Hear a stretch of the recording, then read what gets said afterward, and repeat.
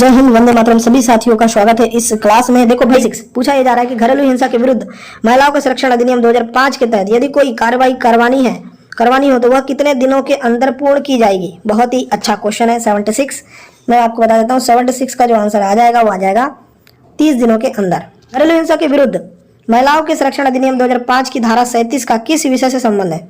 तो इसका जो आंसर आ जाएगा वो आ जाएगा केंद्र सरकार के नियम बनाने की शक्ति। तो यहाँ पूछा जा रहा है असंगत युग्म आपको बताना है। मतलब यहाँ पर 4 युग्म दिए हैं, धारा 1 का दिया, धारा 6 का दिया, धारा 11 का, धारा 12 का, परंतु गलत कौन सा ये बताना है ना। तो गलत मैं आपको बताता हूँ 78 का सी वाला। धारा 11 जो है वो सेवा प्रदाता है, बिल्कुल गलत, सेवा प्रदाता नहीं है।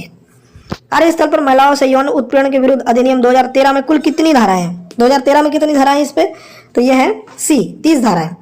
महिला को कार्यस्थल पर लैंगिक उत्पीड़न यह अधिनियम किसके संदर्भ में दिए गए सभी दिशा निर्देशों को धारण एवं प्रावधानों को निहित करता है। तो ये करता है ना, मैं बता देता हूँ आपको। विशाखा निर्भया एक्ट कानून संशोधन विधेयक कब लागू किया गया। ये क्वेश्चन एग्जाम में आ सकता है। इसका आंसर आ जाएगा 2013 में। घरेलू हिंसा के अंतर्गत आती है शारीरिक रूप से क्षति, मानसिक रूप से क्षति, आर्थिक रूप से क्षति, ये सभी मैंने आपको ये क्वेश्चन करवा चुका है पहले भी। ये सभी आती है भाई घरेलू हिंसा। पूछा जा रहा है कि घरेलू हिंसा से महिलाओं का संरक्षण अधिनियम भारत की संसद केसेस द्वारा किस वर्ष पारित किया गया। ये बहुत ही बढ़िया क्वेश्चन है। 83 का जो आंसर आ जाएगा 2003 में। ठीक है। 2000 के कार्यस्थल पर लैंगिक उत्पीड़न अधिनियम के अनुसार किसी भी ऐसी संस्था जिनमें 10 या 10 से अधिक लोग काम करते हैं वहां किस प्रकार की समिति का गठन किया गया। 84 क्वेश्चन अच्छा क्वेश्चन है। इसका आंसर आ जाएगा आंतरिक शिकायत समिति।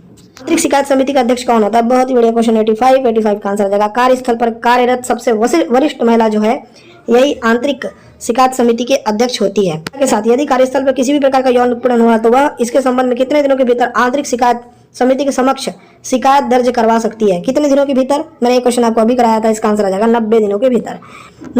87 कार्यस्थल पर महिलाओं के यौन उत्पीड़न के विरुद्ध अधिनियम 2013 में नियोजक के कर्तव्य का उल्लेख अधिनियम के किस धारा में है। तो 87 का जो आंसर आ जाएगा वो आ जाएगा धारा 19 में है। कार्यस्थल पर महिलाओं से यौन उत्पीड़न के विरुद्ध अधिनियम 2013 की किस धारा में परिवाद के बारे में जांच का उल्लेख है।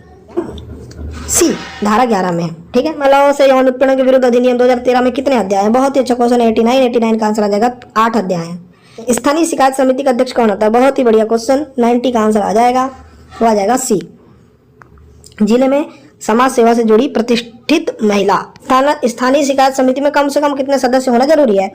तो इसका जो आंसर आ जाएगा ना वो आ जाएगा 4 सदस्य होना जरूरी है। ये आंतरिक शिकायत समिति में कितने सदस्य होना अनिवार्य है। मैंने आपको 92 क्वेश्चन में बताया कि भाई 3 सदस्य इसका राइट आंसर आएगा। शिकायत समिति में यदि पीड़िता समिति के सलाह से संतुष्ट नहीं है तो आईपीसी की किस धारा के तहत कार्यवाही करवा सकती है। तो मैं आपको बता देता हूँ 93 का जो आंसर आएगा वो आएगा 354।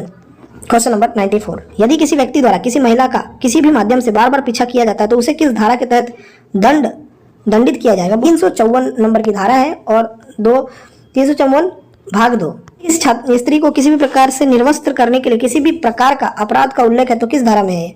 तो मैं आपको बताता हूँ इसका जो आंसर आ जाएगा वो आ जाएगा बी ऑप्शन 354 ख। हिंदू विवाह अधिनियम में कुल कितनी धारा है। Very very important question. इसका आंसर आ जाएगा 30 धारा है। 30 अधिनियम 1955 किस धर्म पर लागू नहीं है। Very very important question. इसका आंसर आ जाएगा मुस्लिम धर्म पर लागू नहीं है।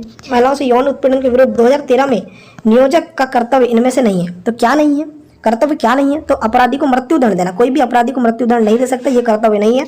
इसके अलावा सारे कर्तव्य है। आप इसका स्क्रीनशॉट ले लो एक बार, जो कर्तव्य है उनका स्क्रीनशॉट ले लो। लास्ट वाला तो आपको पता है कि अपराधी को मृत्यु दंड देना, ये तो भाई जो है ना नियोजक उसके पास नहीं है ये अधिकार। बाकी जो ऊपर के तीनों है वो अधिकार हैं। की परिभाषा क्या है। देखो यौन उत्पीड़न की परिभाषा क्या होती है। पहले दिया यौन संबंध बनाने के लिए बाध्य करना, अश्लील टिप्पणी करना, अश्लील चलचित्र दिखाना, उपरोक्त सभी। आंसर आ जाएगा उपरोक्त सभी।